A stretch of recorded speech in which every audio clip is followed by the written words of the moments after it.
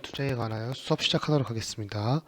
3.1 운동 이후 독립에 대한 다양한 방안에 대한 대안이 나왔는데 여기서 저희는 무장 독립 투자에 대해서 배우도록 하겠습니다.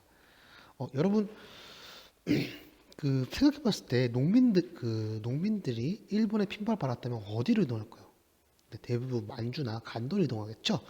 그래서 많은 농민들과 그 독립투쟁을 하던 사람들이 이 한반도 이북 지역으로 많이 이동하게 되었어요.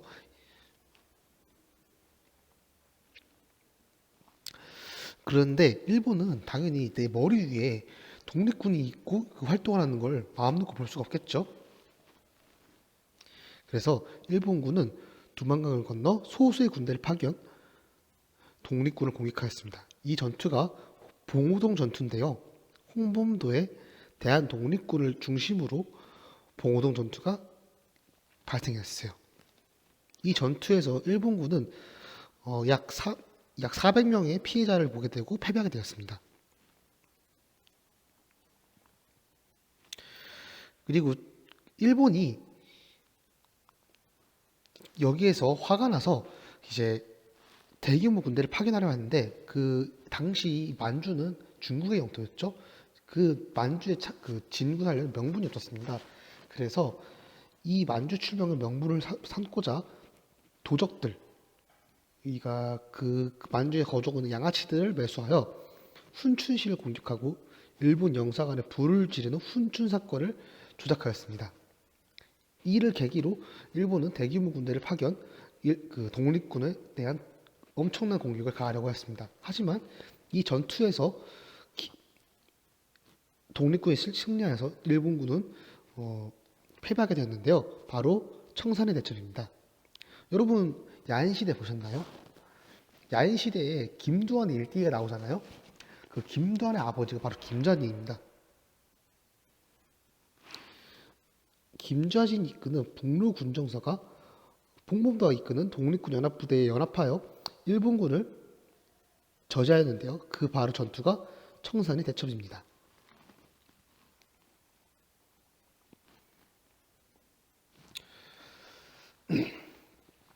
일본은 이 두 번의 패배에 분노하여 간도참변을 이루는데요.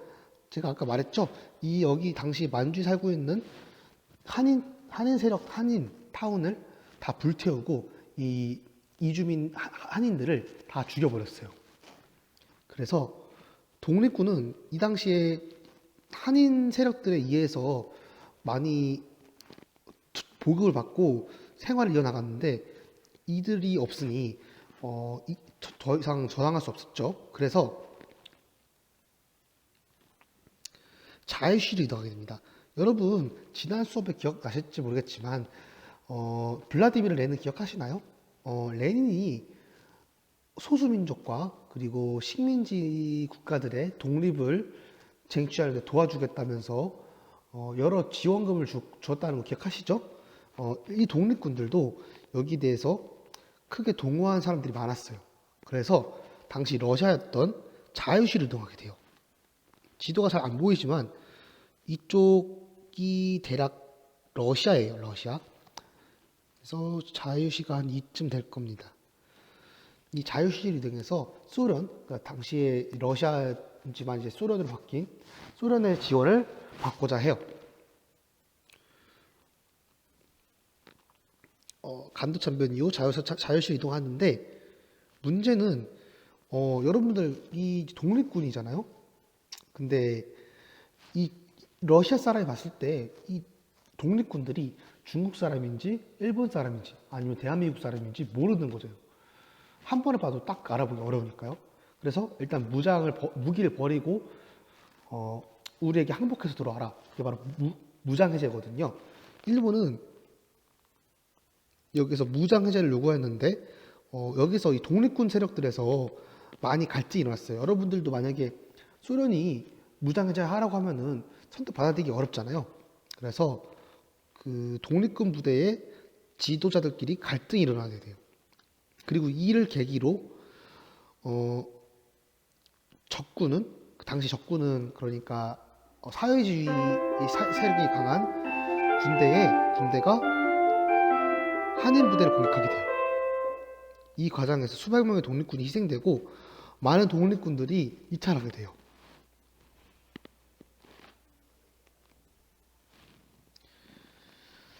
결국엔 자유시한편을 겪으면서 많은 독립군들이 사망했지만 그럼에도 불구하고 독립군은 끝까지 활동을 이어나가요.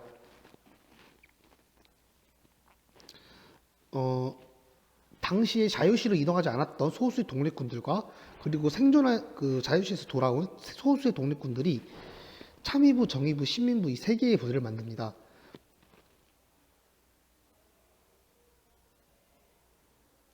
여기가 참의부, 여기가 정의부, 여기가 신민부의 영역이라고 볼 수 있습니다. 이 세 개의 부는 민정조직과 독립군의 훈련 및 군정조직을 담당하게 되었는데요.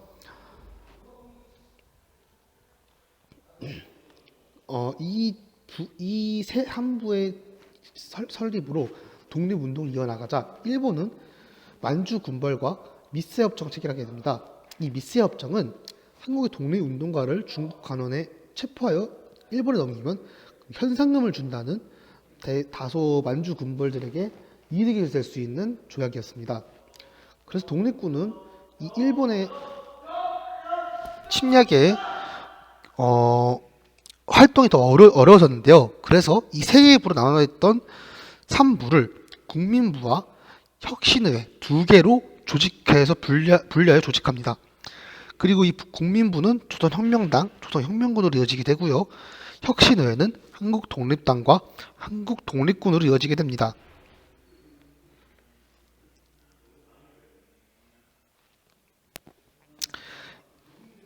이 한국독립군과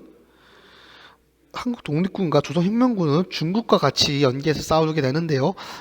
이때 당시 일본은 중국을 침략하면서 당시 중국의 반일 감정이 심해졌고 중국인들은 소수의 독립군들이 활동하고 있다는 것을 알고 이와 같이 연합하여 반일 세력을 형성하게 됩니다.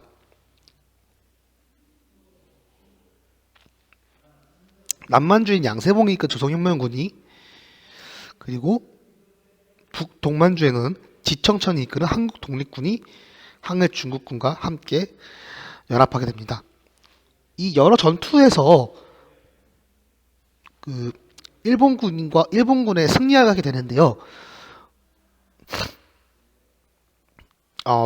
이 전투에서 이기는 건 좋지만 당시 이제 여러분들 많이 배그 해보셨을 때 배그에서 한 스쿼드를 잡으면은 그 스쿼드를 잡은 파밍을 해야죠. 이걸 전리품이라고 하는데요.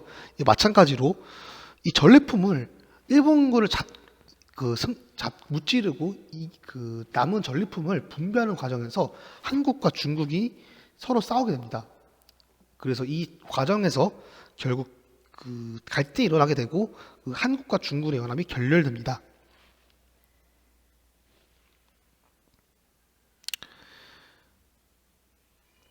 그래서 한국 독립군은 임시정부의 요청에 따라 지청천의 등 대부분이 중국 관내로 이동하면서 한국 광복군의 창설에 주요 역할을 하게 되었습니다. 그리고 사회주의 세력도 독립운동을 하게 되었는데요. 항일 이웃대를 조직, 이들은 동북항일연군으로 발전하게 되었습니다.